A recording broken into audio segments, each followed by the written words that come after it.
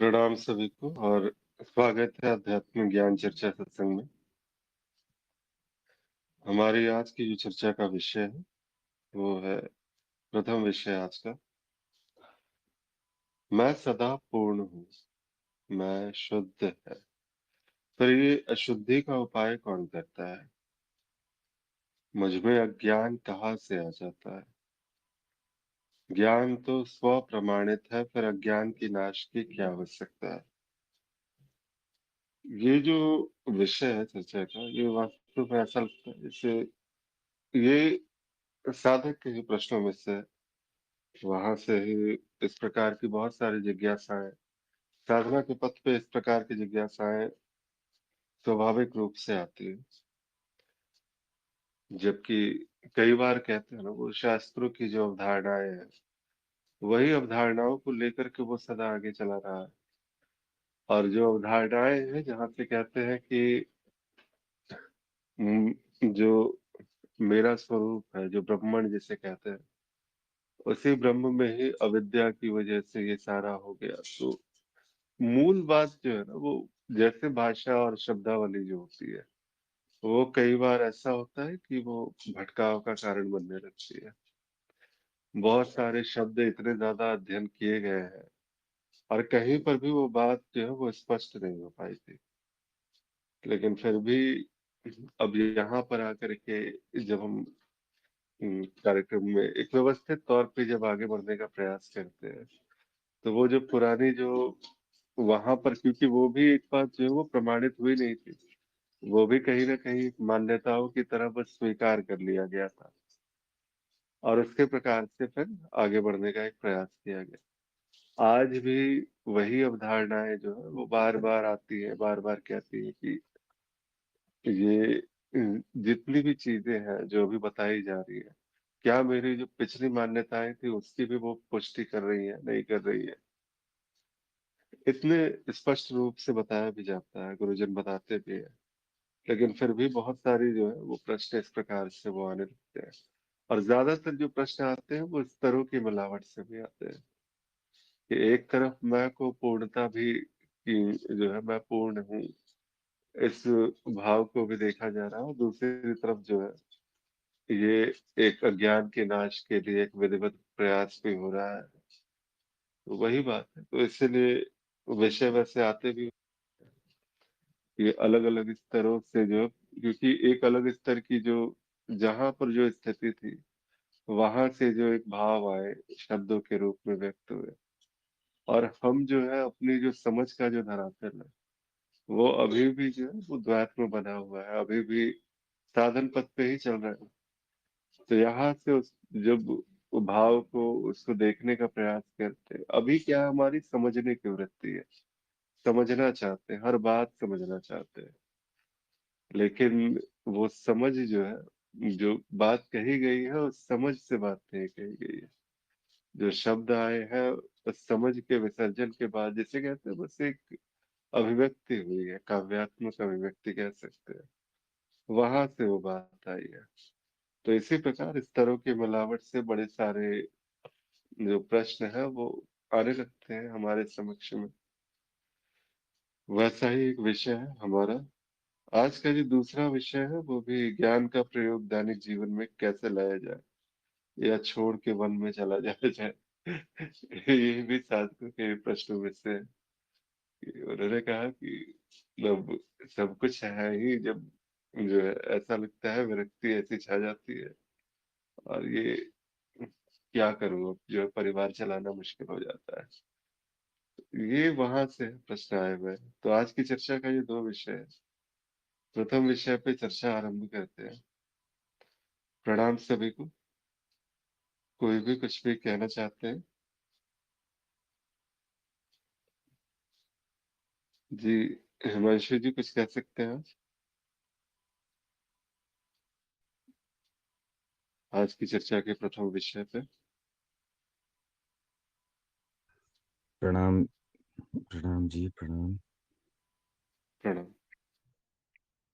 ये जो विषय है कि मैं सदा पूर्ण हूँ, मैं शुद्ध हूँ, फिर अशुद्धि का उपाय कौन करता है?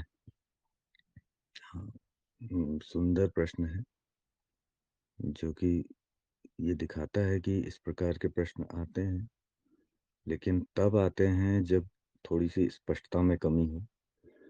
ये 2 स्तरों की बात है। मैं सदा पूर्ण हूँ। यहाँ पर मैं कौन है? ये किसकी ओर इशारा किया गया है? ये जो अहम वृत्ति है, अब ये कहाँ पर है? जब ये कहता है कि मैं सदा पूर्ण हूँ, तो ये जो वाक्य है, यदि उस समझ से निकला है जहाँ आत्मज्ञान के उपरांत विकसित हुई समझ, वो कहती है कि मैं पूर्ण हूँ।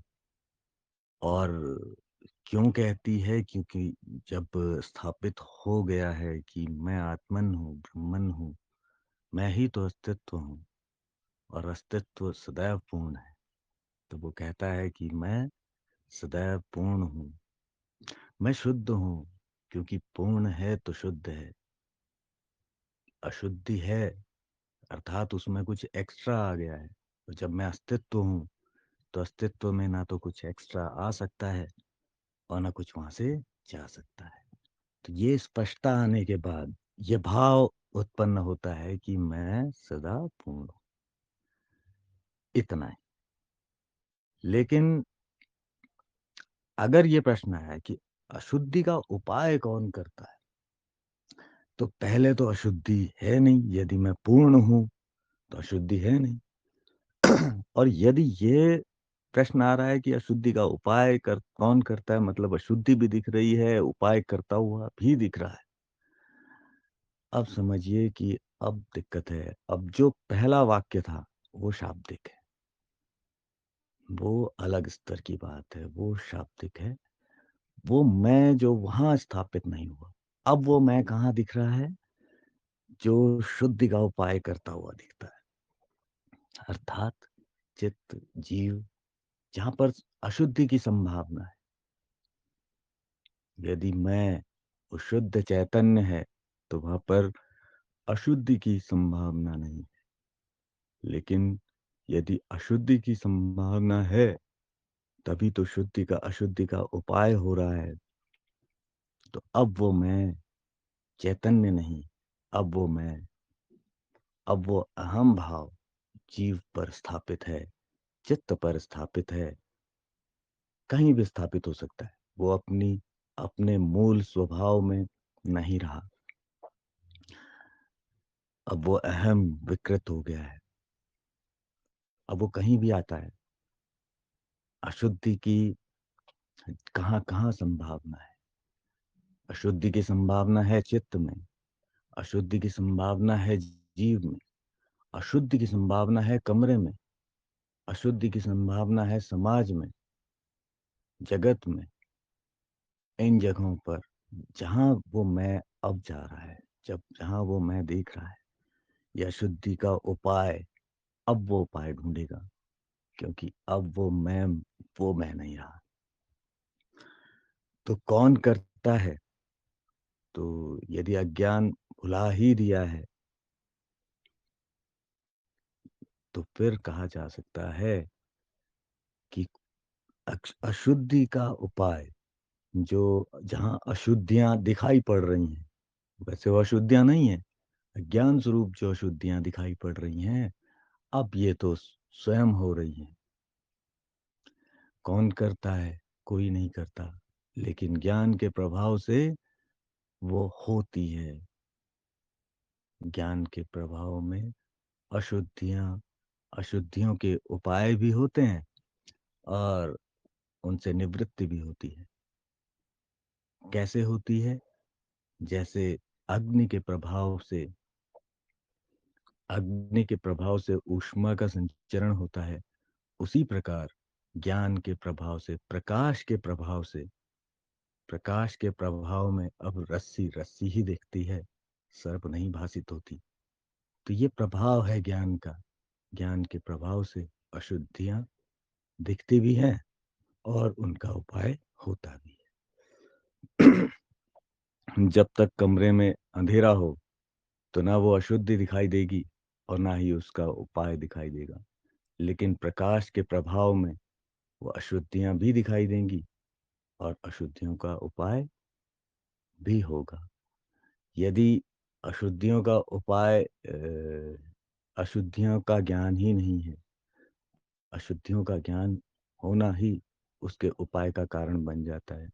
अशुद्धियों का ज्ञान कब होता है? जब प्रकाश की वहां पर अवधारणा होती है। जब प्रकाश हो गया, अब दिखने लगा कि अशुद्धियां कहाँ हैं।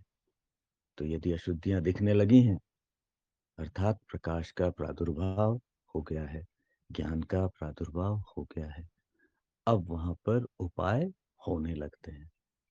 अशुद्धियां दिखकर भी उपाय नहीं हो रहे हैं, ऐसा संभव नहीं है। यदि अशुद्धियां जाना गया है उसे, अब अशुद्धियां नहीं जाना गया, अब संभाला हुआ है, तो ऐसा तो संभव है कि अशुद्धि नहीं जाना है और जेब में लिए लिए घूम रहा है, संभाल संभाल के तिजोरी में रखा हुआ है, तो वो अशुद्धि नहीं जानी गई है। लेकिन जो अशुद्धि जानी गई है, तो उपाय स्वयं ही, इस अर्थात अशुद्धि जानना ही उस अशुद्धि के उपाय का को प्रारंभ कर देना है। तो ये प्रारंभ हो जाता है अशुद्धि पर नजर पड़ते ही, उस पर प्रकाश आते ही। इसके आगे है कि मुझ में अज्ञान कहाँ से आ जाता है। तो दो स्तर हैं फिर, कि अज्ञान में कौन कौन है जो अज्ञान में आ जाता है। यदि वो आत्मन है, तो आत्मन में कोई अज्ञान नहीं आता। अज्ञान कहाँ पर स्थित है? कौन प्रभावित होता है अज्ञान से? अज्ञान अर्थात अवधारणाएं, मान्यताएं, ये किस में आती हैं? मुझ में तो नहीं आती। लेकिन हाँ, ये चित्त प्रभावित दिखता है अज्ञान से, इसी का नाम अशुद्धि है। चित्त प्रभावित दिखता है अज्ञान से, तो ये कह सकते हैं कि चित्त में अज्ञान कहाँ से आ जाता है, ये कहाँ से अज्ञान आ रहा है। तो ज्ञान और अज्ञान दोनों का स्रोत एक ही है, दोनों अवधारणाओं से आते हैं। एक अवधारणाओं का नाश है, वो ज्ञान है, और एक अवधारणाओं का बना लेना, वो अज्ञान है। तो दोनों का मूल अवधारणा ही है, कहाँ से आ जाता है। ज्ञान तो स्वप्रमाणित है। तो ये अवधारणा सही नहीं है। ज्ञान स्वप्रमाणित नहीं है। मैं स्वप्रमाणित हूँ और मैं ज्ञान नहीं हूँ। मेरा होना ज्ञान नहीं है, मेरा होना स्वप्रमाणित है। ज्ञान स्वप्रमाणित संभव नहीं है कि ज्ञान स्वप्रमाणित हो। ज्ञान का आधार क्या है? प्रमाण। ज्ञान मांगता है प्रमाण, तभी तो ज्ञान हुआ है। जब वो प्रमाण मिला है, चाहे वो अप्रोक्ष हो और चाहे परोक्ष, लेकिन वो प्रमाण तो मांगेगा, बुद्धि प्रमाण मांगेगी। सिर्फ कोई अवधारणा ऐसे ही अपनी जगह नहीं बना लेती, वो पहले प्रमाणित होती है, फिर स्थापित होती है, फिर स्थायी हो जाती है। तो वो स्थायी होने के लिए प्रमाण चाहती है, तो ज्ञान प्रमाण चाहता है। आप स्वप्रमाणित नहीं होता ज्ञान, ज्ञान प्रमाण चाहता है। और जो प्रमाण के बाद उसे मिलता है, यदि मिलता है कुछ, तो कायदे से वो ज्ञान नहीं, वो अज्ञान ही है, वो अज्ञान ही है।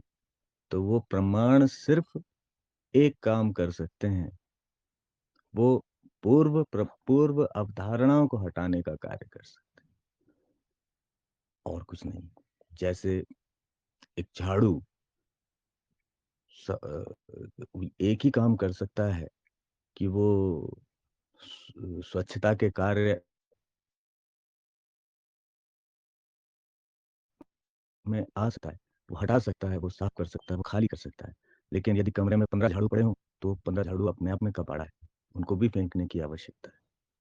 तो वो प्रमाण भी सिर्फ हटाने का कार्य में उपयोग होता है। तो प्रमाणित क्या है? मेरा होना स्वप्रमाणित है, ज्ञान स्वप्रमाणित नहीं है। यदि ज्ञान तो फिर वो परिभाषा से ही बाहर चला गया कि ज्ञान स्वप्रमाणित है। यदि स्वप्रमाणित है तो फिर अज्ञान की संभावना कैसे है? फिर तो अज्ञान की संभावना ही नहीं है यदि ज्ञान स्वप्रमाणित है तो। अच्छा, ज्ञान तो स्वप्रमाणित है, फिर अज्ञान का नाश की क्या आवश्यकता है? बिल्कुल सही है। यदि ज्ञान स्वप्रमाणित, अब यहाँ पर यदि आप लगाते तो अच्छा होता, क्योंकि ये अवधारणा देना उचित नहीं है कि ज्ञान स्वप्रमाणित है। ज्ञान स्वप्रमाणित नहीं है, ज्ञान को प्रमाण की आवश्यकता है। अज्ञान के नाश की क्या आवश्यकता है? फिर कोई प्रश्न ही नहीं उठता। जी बहुत बहुत धन्यवाद आदित्य जी। और यहाँ पर अगर यदि लगा रहता तो क्या उत्तर होता तो? यहाँ पर यदि लगा रहता तो फिर यहाँ पर एक विकल्प है कि प्रश्न अवधारणा नहीं दे रहा है। अब प्रश्न क्या कह रहा है कि यदि, पहले सोचो कि यदि ज्ञान स्वप्रमाणित है, यदि ज्ञान स्वप्रमाणित है तो अज्ञान के नाश की क्या आवश्यकता है? तब वो कहेगा कि हाँ, यदि ज्ञान स्वप्रमाणित, जो कि है नहीं, तो यदि ज्ञान ही स्वप्रमाणित है तो अज्ञान की तो फिर संभावना ही नहीं बची। इस तरह से फिर आएगा। जी। जी, चलिए अच्छी बात है। और कोई साधक कुछ कहना चाहते हैं प्रभु इस आज की चर्चा के प्रथम विषय पर? मधु जी, आत्म प्रकाश जी।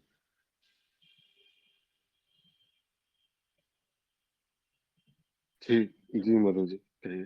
हाँ जी, प्रणाम सभी को। मैं जी सदा प्रणाम। पूर्ण हूँ, मैं शुद्ध हूँ, फिर अशुद्धि का उपाय कौन करता? मैं सदा पूर्ण तो हूँ और मैं शुद्ध हूँ। तो वो जो इधर खड़ा है, जो मतलब जो हमारा अपना स्वरूप है, तो वो तो शुद्ध ही है, पूर्ण ही है। लेकिन जो मिरर के उस तरफ खड़ा, मिरर में हम जब मिरर में देख रहे हैं, हमारा जो प्रतिबिंब दिख रहा है मिरर में, मिरर क्या है? चित्त। तो उस चित्त में जो इस मैं शुद्ध का प्रतिबिंब दिख रहा है, तो वो अशुद्ध हो जाता है। क्यों हो जाता है? क्योंकि उस पे अवधारणाएं और मान्यताओं का मैल चढ़ जाती है।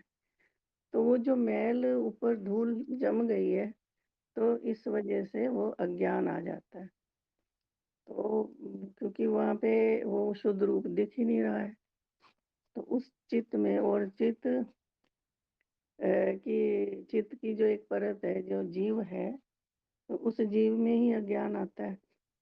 और यदि ज्ञान तो स्व प्रमाणित है, फिर अज्ञान के नाश की आवश्यकता क्या है? तो ज्ञान तो वो हिमांशु जी ने कहा कि ज्ञान तो स्व प्रमाणित ही नहीं है, क्योंकि ज्ञान तो हर तरह का है। अज्ञान को भी हम ज्ञान ही बोलेंगे, मतलब हम जो भी चीज जान रहे हैं वो ज्ञान ही है, लेकिन वो स्व प्रमाणित नहीं है, उसको प्रमाणित किया जाता है। तो लेकिन अगर ज्ञान हमें अपने शुद्धता का हो जाए या अपनी मिथ्या का हो जाए, अपने मिथ्यापन का हो जाए, तो फिर अज्ञान का नाश तो करना ही अज्ञान का नाश होता है इसी ज्ञान से ही। और हमारा जो मिरर है, तो जिस मिरर में वो दिख रहा है हमारा शुद्ध स्वरूप, तो अगर वो चित्त साफ हो गया, शुद्ध हो गया, तो हमारा अपना स्वरूप दिखने लगेगा, जो शुद्ध है ही, पहले से ही शुद्ध है। लेकिन ये अज्ञान वही चित्त में आ जाता है, उस मिरर के ऊपर आ जाता है, उस पे इतनी धूल जम जाती है धारणाओं मान्यताओं की। तो वो ज्ञान से, ज्ञान का जो पोचा है, कहो कि जो एक कपड़ा ले लिया, ज्ञान ज्ञान रूपी कपड़ा लेके उसे हम साफ करते हैं। तो प्रमाणित तो मैं हूँ, स्वयं प्रमाणित तो मैं हूँ, ज्ञान स्वयं प्रमाणित नहीं है। ज्ञान का तो एक कपड़े की तरह हम यूज करते हैं कि उस मिरर को साफ करना है। तो उसी ज्ञान से ही हमारा अज्ञान नाश होता है। तो फिर हमारा वो मिरर साफ होता है, तो वो अपना ही स्वरूप दिखाई देता है। धन्यवाद। जी मधु जी, बहुत बहुत धन्यवाद। और किन्हीं साधक को कुछ कहना है प्रथम विषय पे? ठीक है। सबसे पहला जो आज का जो चर्चा का विषय था, प्रथम विषय, मैं सदा पूर्ण हूँ, मैं शुद्ध है। ये जैसे ही बात आती है ना, तो अवधारणा बहुत तरह से जो है वो शास्त्रीय अवधारणाएं हैं, बहुत तरह की अवधारणाएं हैं। ये अवधारणाओं की तरह से इसको एक अवधारणाओं की चादर जो जिसे कहते हैं कि हम लोग अज्ञान में अक्सर जो है वो उड़ा जाता है। आदत है कि अगर कोई संत जन गुरुजन कुछ कह रहे हैं तो एक जैसे कहते हैं ना कि एक जो है सांसारिक अवधारणा है और कुछ ऐसा है जो आध्यात्मिक अवधारणा है। तो उसको भी जो है अब ये आध्यात्मिक है, संत के मुख से आया है, तो यही ऐसा ही होगा और इसको भी जो है बस स्वीकार लिया जाता है कि बहुत सारी बातों की तरह हमने इसको भी एक शब्द की तरह हमने इसे समेट लिया है कि अब यही है मेरा, क्योंकि संतों ने कहा है, गुरुजनों ने कहा है, तो गलत थोड़ी कहा होगा। बिना किसी जो है वो स्पष्टता के हमने बस ये मान लिया इस बात को। जबकि बात होती है ज्ञान मार्ग में, जो ज्ञान के साधन है वो मात्र जो है दो ही हमारे पास में, अपरोक्ष अनुभव और तर्क।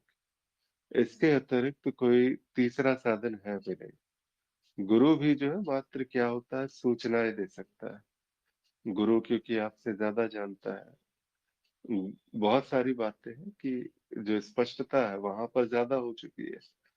अब उसके सानिध्य में जब सूचनाएं मिलती है, अब वहां पर जब सारी बातें स्पष्ट होती है, तो अपने अपरोक्ष अनुभव और तर्कों के द्वारा वहां तक पहुंचने का प्रयास होता है कि जो भी उन्होंने सूचनाएं दी, क्या वो सूचनाएं वास्तव में प्रमाणित है, नहीं है, क्या है, वो वहां पर देखने का एक प्रयास होता है। तो उसी क्रम में जो है मैं पूर्ण हूँ, शुद्ध हूँ, ये अभिव्यक्ति जो है, ये अभिव्यक्ति इसे कहते हैं ना, दो तरीके से जो है चीजें जो है वो होती है स्पष्ट। एक होता है पढ़ के समझना, कि हमने कुछ अवधारणा पढ़ ली है और उसके बाद फिर मनन करते करते वो बात स्पष्ट हो पाई। दूसरी बात है कि समझ के पढ़ना, कि अब समझ में जो है, जो जैसे समझने का जो कार्यक्रम था, नेति नेति जो भी आत्मज्ञान के तरफ जो जाने का एक प्रयास कर रहा था, साधक ही कर रहा था, क्योंकि साधक ही अपने अज्ञान का नाश कर रहा था वहां पे। श्रवण मनन निधिध्यासन अगर विधि है तो उस विधि पर चलने वाला भी साधक है और उसका एक लक्ष्य है अपने ज्ञान का नाश करना। उस ओर वो एक साधक प्रयास करता है। अगर वो बात जो है वो स्पष्ट हो गई, जैसे कहते हैं काव्यात्मक तरीके से कि समझ में आ गई, हालांकि समझने के लिए वहां पे व्यक्ति जो है वो वहां पे दिखता नहीं है। काव्यात्मक तरीके से इसलिए कहते हैं कि समझ में आ गई अगर वो बात, तो अब जो है जो भी पढ़ाई है, जो भी पढ़ा जा रहा है, जो भी गुरुजन अगर उस प्रकार से कह भी रहे हैं, तो अब यहाँ पर वो बात जो है वो किसी प्रकार की अवधारणा नहीं है। वो बात जो है वो बस जो एक अभिव्यक्ति ऐसी जिसके साथ भी जो है वो बहा गया, देखा गया, उसको वैसा ही जाना गया। और ये जो है वो समझ से नहीं आती है किसी प्रकार के। समझते समझते जो समझने वाला जो अहम भाव जिसके बारे में बात की हुई, उस अहम की स्थिति जो है जैसे स्पष्ट होती है, वो जैसे कहते हैं अहम का शुद्ध हो जाना। अब वहां पर जब बात है तो वहां से ये बात जो है एक कविता की तरह बहती है कि मैं पूर्ण हूँ, जैसे शास्त्रों में भी पूर्णमदः पूर्णमिदं पूर्णात् पूर्णमुदच्यते, इस प्रकार की जो है तरीके से इसको व्याख्या किया गया है। मैं शुद्ध हूँ, तो वही बात है कि शुद्धता की भी एक मानदंड है, एक परिभाषा है। उस परिभाषा से आपने जाना है कि ये शुद्ध है, कुछ है जो जैसा अशुद्ध है। मैं हूँ और ये जैसा है वैसा ही है। इसको काव्यात्मक तरीके से पूर्ण कह दिया गया। काव्यात्मक तरीके से शुद्ध कर दिया गया। अगर ये किसी गुण की तरह देखा जा रहा है तो वो भी वहां पर नहीं हो सकता। ये बस है, ऐसा ही है। और इसकी जो है व्याख्या करने के लिए वहां पर जो है वो जीव नहीं है। बस ये एक कविता की तरह बह जाती है। ये शब्द जो है वो एक कविता की तरह से सामने आ जाते हैं। फिर अशुद्धि का उपाय कौन करता है? अशुद्धि दिख रही है तो उपाय तो साधक ही करेगा। ये जो अशुद्धियां है ये सारा का सारा क्योंकि मार्ग पे अभी चला जा रहा है। साधक प्रयास कर रहा है अपने अज्ञान के नाश का। अलग अलग तरीके हैं, अलग अलग प्रकार से। जैसे अब व्यवस्थाएं हैं, अलग अलग गुरुजन अपने अपने तरीके से वो आगे लेके चलते हैं। यहाँ ज्ञान दीक्षा कार्यक्रम में या फिर हमारे गुरुदेव के सानिध्य में जब हम आगे बढ़ते हैं तो वहां भी एक निश्चित जो है, जिसे कहते हैं कि पहले तुम ज्ञान ले लो। अशुद्धियों का उपाय इसलिए इसको जो है बाद के चरणों में रखा गया। तो यहाँ से ऐसा लगता है कि जब ज्ञान स्पष्ट हो गया तो बाकी ये आखिर उपाय कौन कर रहा है? ज्ञान मार्ग में वैसे भी अशुद्धियों को बस जान लेना है उसका उपाय ज्यादातर होता है। कहते हैं ना कि चेतना की अग्नि जो है वो जब जलती है तो इस हवन कुंड में फिर अशुद्धियां टिकती नहीं है, स्वतः जो है वो स्वाहा होने लगती है। और वहीं से जो ये सारा का सारा जैसे जैसे अब अशुद्धियां, तो अशुद्धियां क्या क्या हो सकती है? ये सामान्य जो है जिसे कहते हैं हम लोग भाषा में, जब एक जीव को जो जीव भाव को पुष्ट करता है, भाव वृत्ति जी जो है, पशु वृत्ति, भाव वृत्ति, अलग अलग प्रकार की वृत्तियों के तरह से इसको बताया गया है। लेकिन ये जब भी आता है ये सारी की सारी बातें जो है वो क्या है, तुम्हें वापस से जो है कि तुम्हें इस जीव भाव को जो बार बार वो पुष्ट करने का प्रयास कि हाँ ज्ञान कुछ है ऐसा जो छोटा सा तो था आखिर, क्या है आखिर इसमें, कौन सी ऐसी बड़ी बात है? बस हो गया, ये स्पष्ट हो गया कि मैं कोई शरीर नहीं हूँ। लेकिन इसको भी एक परिभाषा की तरह उसको बस जो है एक ओढ़ने का एक जो है उपाय कर लिया जाता है।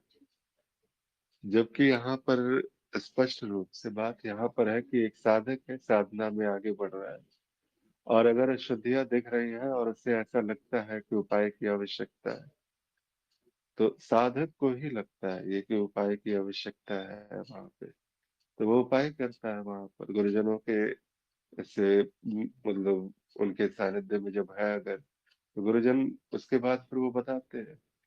अंततः जो है इसका जो मूल जिसे कह सकते हैं कि यहाँ कोई उपाय करने वाला नहीं है। अगर वो चेतना का प्रकाश, वो आपके जो होने का जो आनंद है, वो अगर पूरी तरह से वो अगर प्रखर रूप से स्थापित हो चुका है तो फिर यहाँ पर उपाय करने वाला नहीं है कोई भी। ये सहज रूप से बस हो रहा है।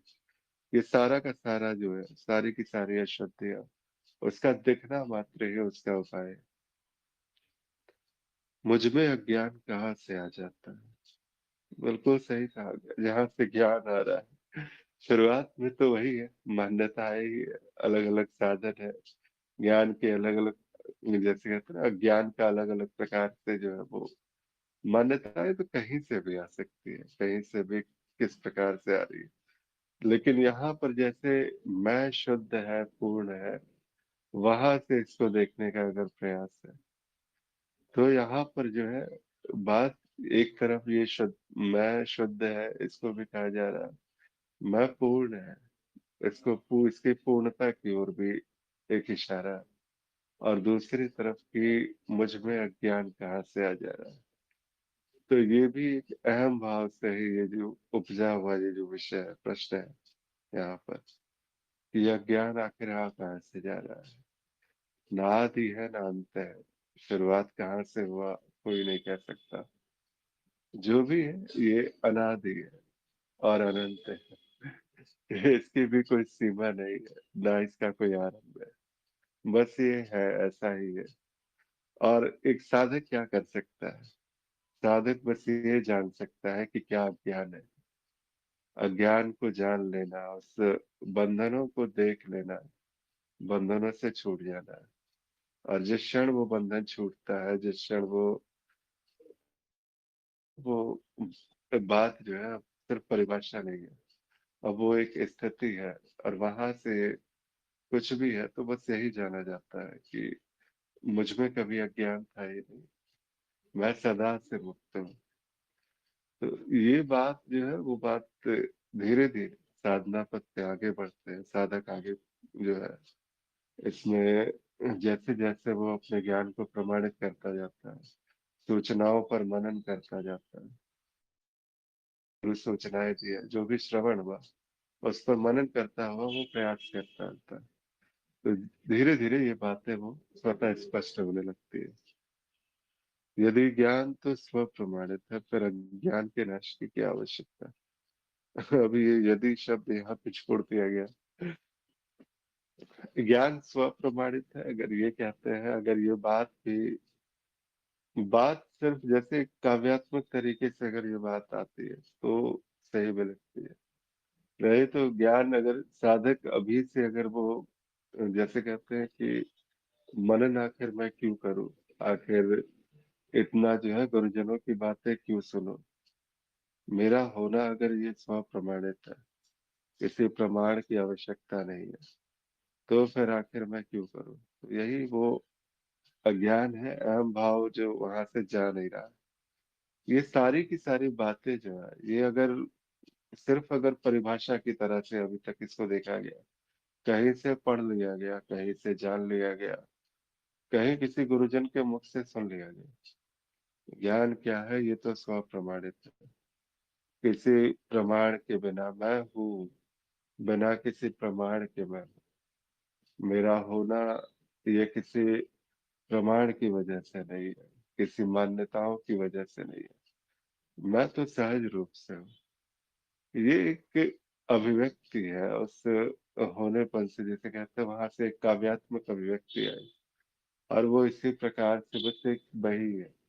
लेकिन जैसे ही आप इसको एक परिभाषा की तरह, इसको एक जैसे कहते हैं कि ज्ञान भी एक क्या है कि एक प्रकार का ज्ञान ही है वहां पर, अगर उसको उसी प्रकार से बस समझ लिया गया है और समझ करके कि हाँ मुझे अब सब समझ में आ गया, मैं हूँ और मैं ही तो समझ रहा हूँ ये सारी बातें, तो वहां से अगर ये बातें आती है तो फिर तभी तक वो स्व प्रमाणित वाली बात यहाँ पर उतरी नहीं है।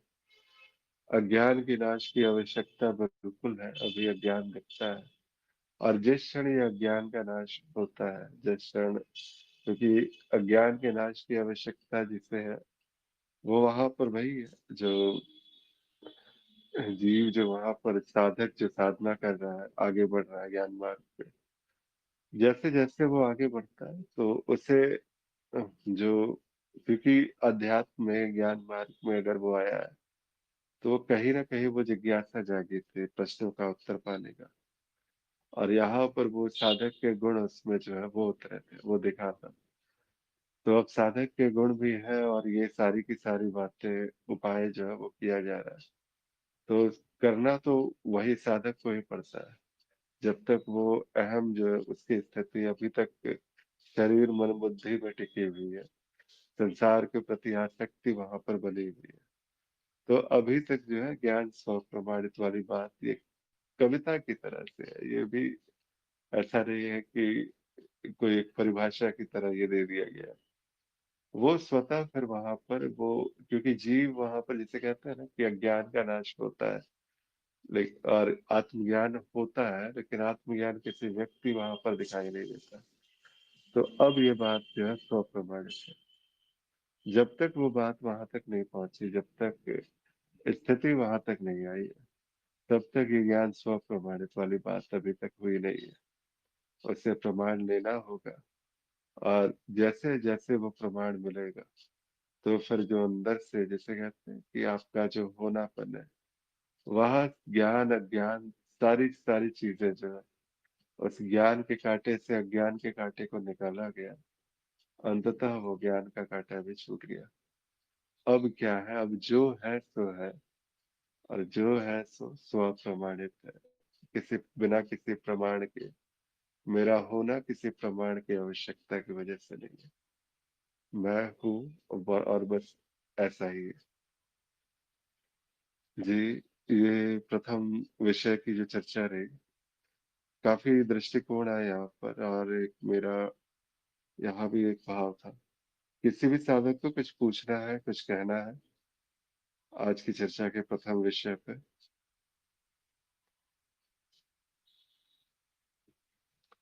ठीक है, तो आज की चर्चा के दूसरे विषय पे हम आगे बढ़ते हैं। ये जो दूसरा विषय है हमारी आज की चर्चा का, ज्ञान का प्रयोग दैनिक जीवन में कैसे लाया जाए? या घर छोड़कर वन में चलाया जाए। तो ये जैसे जैसे वो अवधारणाएं जब छूटने लगती है, जब ये साधक आगे बढ़ रहा है, प्रयास कर रहा है, श्रवण मनन निधिध्यासन आदि जो द्वारा जो है, वो आगे चलता हुआ जा रहा है, प्रयास तो करता ही है। ये कैसे अभी करके जो है, ये सारी की सारी मान्यताएं हैं, मेरे प्रश्न थे, मेरी जिज्ञासाएं थी, उसका उत्तर जो है वो मुझे कैसे मिल सकता है? मैं कौन हूँ, ये कैसे जान सकता हूँ? और ये जानने के क्रम में जैसे जैसे वो आगे बढ़ता जाता है, अब यहाँ पर अवधारणाएं छूटने लगती है, जो उसकी पकड़ थी संसार की, वो वहां पे छूटने लगती है। आसक्ति की डोर जो है वो छूटने लगती है वहां से। तो अब ऐसा लगता है कि स्थिति आती है कि कहीं ऐसा तो नहीं कि अब मैं अगला अनुभव जो होगा वो इस जीव का वनों में होगा, पहाड़ों पे होगा। संसार में ये दिखेगा ही नहीं।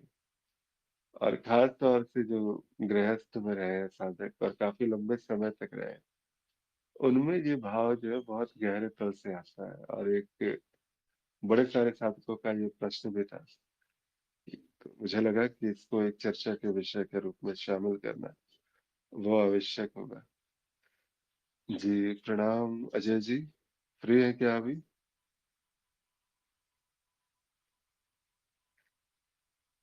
जी। प्रणाम आदि सत्य जी, सभी को प्रणाम। जी प्रणाम। जी, ये ज्ञान का प्रयोग दैनिक जीवन में कैसे लाया जाए या छोड़ के वन में चला जाए? ज्ञान का प्रयोग अ, मतलब जब ज्ञान हो जाता है तो दैनिक जीवन में वो मतलब उ- उस उसका प्रभाव दैनिक जीवन में स्वतः ही दिखने लग जाता है। और यदि ज्ञान हो गया है तो उसको ये भी ज्ञान हो ही गया होगा कि वास्तव में घर छोड़ने या जंगल जाने से तो अ, ज्ञान का तो कोई संबंध नहीं है। ज्ञान तो कहीं भी हो जाता है। और वास्तव में तो हम स्वयं ही ज्ञान स्वरूप हैं। तो कहीं विशेष जगह जाके ज्ञान की प्राप्ति होगी, ये मतलब ये तर्कयुक्त लगता नहीं है। आप जहाँ पे हैं वहीं पे ज्ञान है। आप स्वयं ही ज्ञान स्वरूप है। और यदि अब भी कहीं किसी विशेष स्थान पे जाके ज्ञान हो पाएगा, ऐसी मान्यता है, तो ज्ञान हुआ नहीं है यानी। और एक भ्रांति है।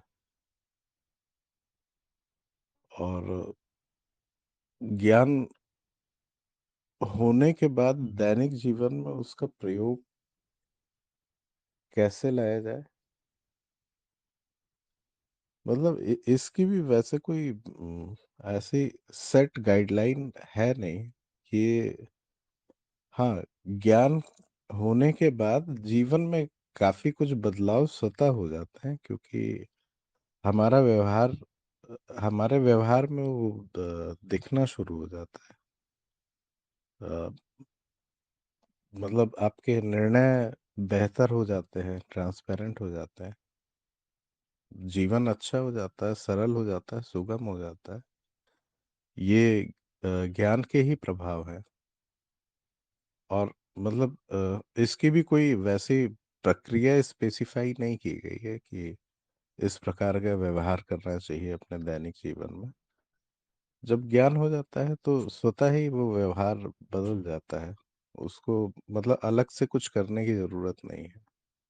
और अगर ये स्वतः नहीं हो रहा है, प्रयास करना पड़ रहा है किसी प्रकार के परिवार मतलब दैनिक जीवन में इसका उपयोग करने में, तो ये भी ये भी गलत ही है फिर। मतलब ज्ञानी का प्रभाव समाज में या उसके दैनिक जीवन में खुद ही स्वतः ही मतलब परिलक्षित होना शुरू हो जाता है, दिखना शुरू हो जाता है, अलग से कुछ नहीं करना। जी, मेरा यही मनन था इस पे। जी, और जिन साधक में विरक्ति ज्यादा आ रही है उनको क्या सजेस्ट करेंगे? उनको ऐसा लगता है कि संसार तो ना छूट गया मेरा, उनको क्या कहेंगे आप? उनको यही कहूंगा कि मतलब आध्यात्मिक चर्चाओं में और गुरु के पास जरूर जाएं। और एक विरक्ति को भी कुछ ऐसा समझ लिया गया है, मतलब गलत तरीके से देख लिया गया है विरक्ति को, कि सारी चीजें छूट रही हैं और सारी चीजें मिल रही हैं। ये भी गलत ही अप्रोच है। अगर मूल ज्ञान प्रमाणित, यहाँ पे यही बोला जा सकता है कि मूल ज्ञान ठीक प्रकार से प्रमाणित हुआ नहीं है। मूल ज्ञान क्या कहता है कि दृष्टा ही दृश्य है और अस्तित्व ही मिथ्या रूपों में स्वयं का अनुभव कर रहा है। तो अगर वैराग्य हो रहा है तो अच्छी बात है। वो भी मतलब ब- वो बस यात्रा का एक और वो है, जब मतलब जब अ, अज्ञान नष्ट हो रहा होता है, मतलब ये अज्ञान भी नष्ट ही हो जाएगा इवेंचुअली अगर हम बने रहेंगे इस पूरी प्रक्रिया में। कि वैराग्य टाइप की कोई चीज आई है और मुझे अब सब कुछ छोड़ के कहीं जंगल वंगल में चले जाना है, तो ये भी इवेंचुअली नष्ट ही हो जाएगा अगर साक्षी भाव में है तो। क्योंकि फिर अस्तित्व को या स्वयं के तत्व को अ, समग्र रूप से देखा नहीं गया है और अब भी स्थान का महत्व रह गया है। और ये अपने आप में मतलब मैं यही बोलूंगा कि मूल ज्ञान फिर प्रमाणित नहीं हुआ है। फिर यहाँ पे जरूरत है मूल ज्ञान के प्रमाण की और मूल ज्ञान पे एक बार मनन की, तो उसे खुद ही पता लग जाएगा कि वो जो अ, उम, अ, वो हो गया, विरक्त हो गया वो। और वो उसकी विरक्ति में उसने एक परिभाषा ये भी जोड़ रखी जिसमें घर नहीं आता, जबकि ऐसा है नहीं। विरक्त विरक्ति से मतलब निर्लिप्तता ज्यादा होता है। ज्ञानी समाज में तो बना ही रहता है, व्यवहार भी कर ही रहा होता है, लेकिन उन व्यवहारों में लिप्त नहीं होता। वो बस वहां पे होता है, इसके अतिरिक्त और कुछ नहीं। और उससे मतलब उस जगह पे कोई दुख सुख इस टाइप की भी कोई बात होती ही नहीं है।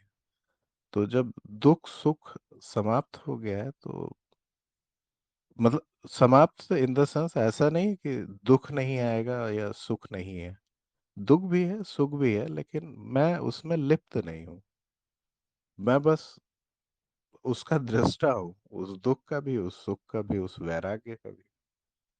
बस इतना ही है, इससे अधिक कुछ नहीं। फिर मूल ज्ञान को प्रमाणित करने की तरफ बढ़े। ठीक है।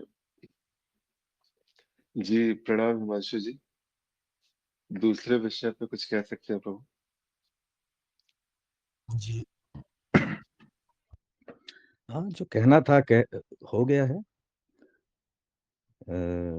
एक दो चीजें कहना चाहूंगा।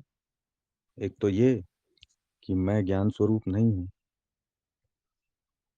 मैं ज्ञान स्वरूप नहीं हूँ, मैं आनंद स्वरूप हूँ। ज्ञान स्वरूप होना ये मुझे परिभाषित नहीं करता। दूसरा ये कि ज्ञान होता नहीं। तो दो ही चीज है कि ज्ञान का प्रयोग कैसे करेंगे जब ज्ञान होता ही नहीं। क्या हो सकता है? अवधारणाएं मिल सकती हैं, और दैनिक जीवन में ज्ञान का प्रयोग नहीं है, अवधारणाओं का प्रयोग है। ज्ञान का अर्थ तो हटाना है, ज्ञान का अर्थ तो खाली कर देना है। खाली डिब्बा किस काम का? कुछ सिक्के, कुछ मोती भरने होंगे ना, वो तो काम आएंगे। तो अवधारणाएं काम की हैं, इनको रखिए। अवधारणाएं बहुत काम आएंगी संसार में, दैनिक जीवन में। दैनिक जीवन में समाज की अवधारणा है, दैनिक जीवन में विज्ञान की अवधारणा है, ये काम आएंगी। ज्ञान का अर्थ है कि अवधारणा हट गई, सब कुछ हट गया है। अब वो काम की कैसे आएंगी? काम तो तब आएंगी जब टूल्स होंगे।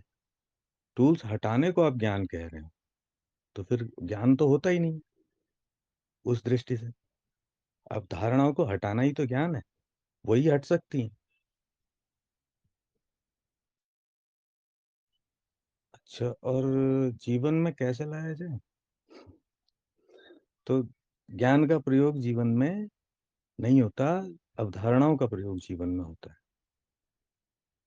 या घर छोड़कर वन में चला जाए, तो बिल्कुल घर छोड़ के वन में ही चला जाना चाहिए यदि वन में कार्य है तो।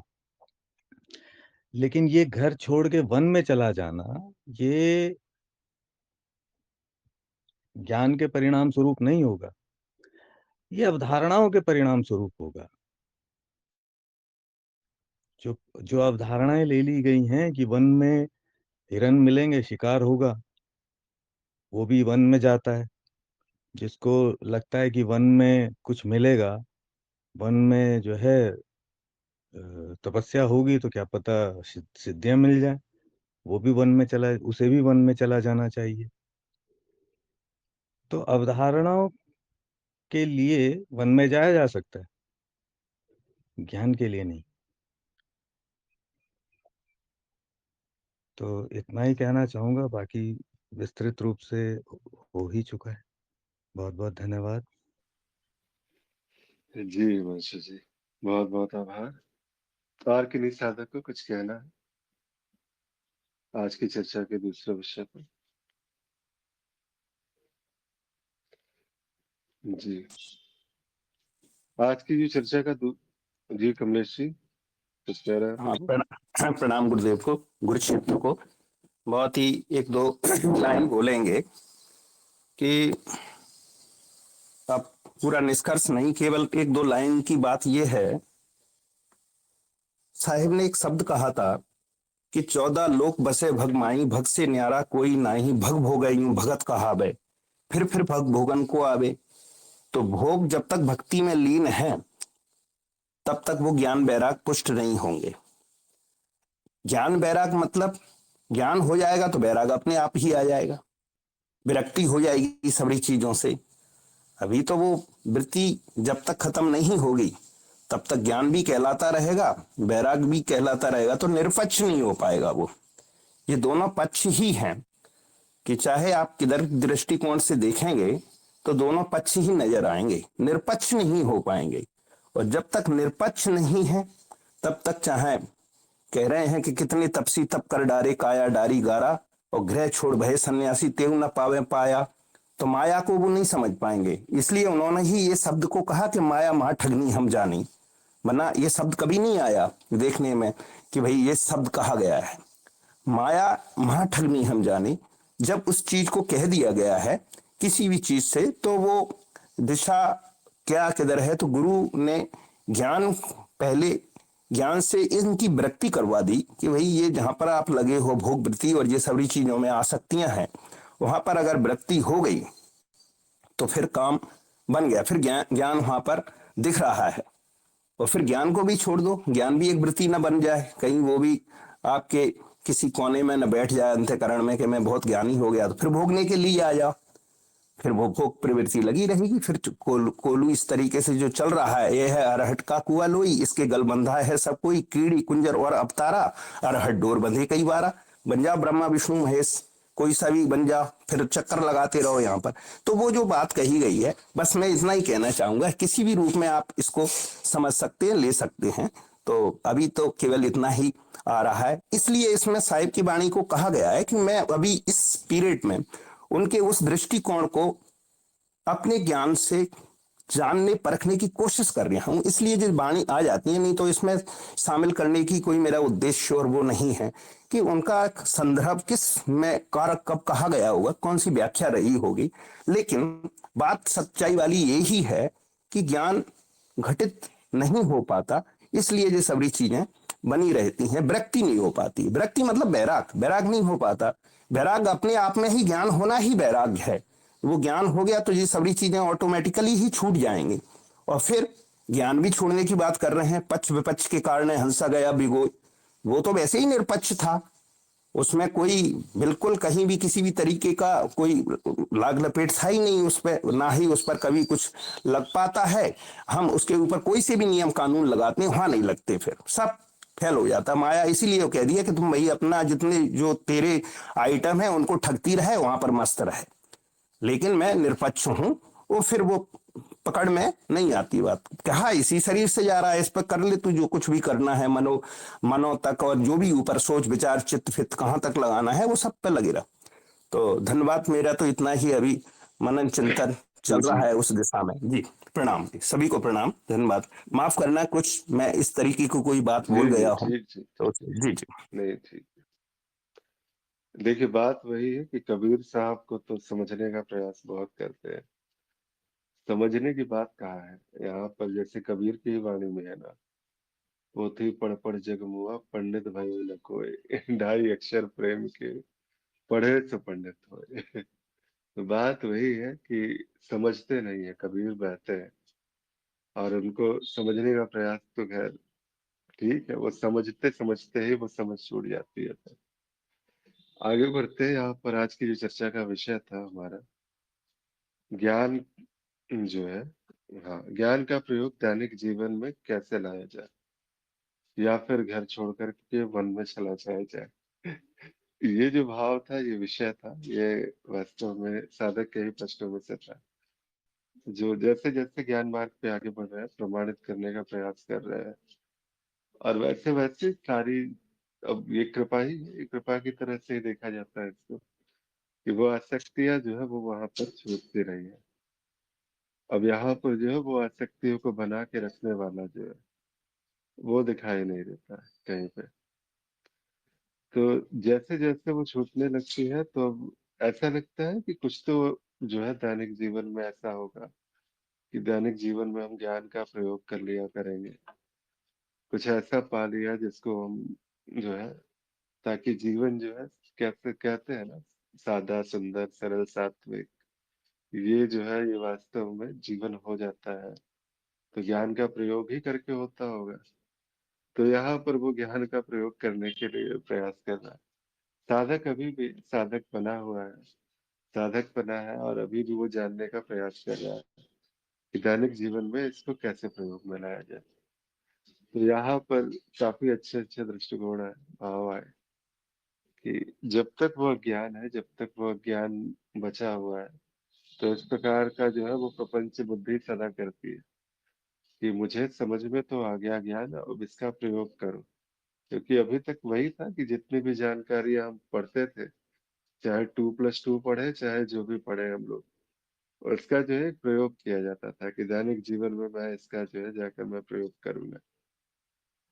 लेकिन यहाँ पर वही बात है कि प्रयोग करने वाला व्यक्ति अगर बचा हुआ है, अभी भी ऐसा है जो अहम भाव, जो बार बार मैं कुछ ऐसा मैंने पा लिया, कुछ ऐसी जानकारी मैंने जान ली जिसके प्रयोग से मैं जीवन को सादा सुंदर सरल सात्विक बना दूंगा। तो यहाँ पर वो अहम भाव अभी भी शरीर मन बुद्धि में ही अटका हुआ है। वहां से वो बात अभी तक वो प्रमाणित नहीं हुई। तो जैसे ही वो मूल ज्ञान, जैसे ही वो बात है, वो प्रमाणित होगी, वो स्पष्ट होगी। संसार बस यही है कि संसार भी यहाँ पर वन से जो है वो ठीक है, वो सामने में जो अनुभव है वो वहां पर अब किसी प्रकार का यहाँ पे चुनाव नहीं है।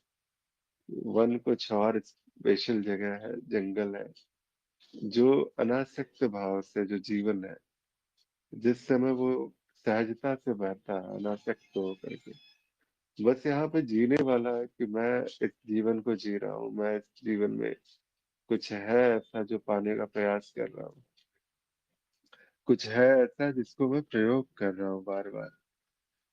तो ऐसा जितना भी है यहाँ पर वो नहीं है।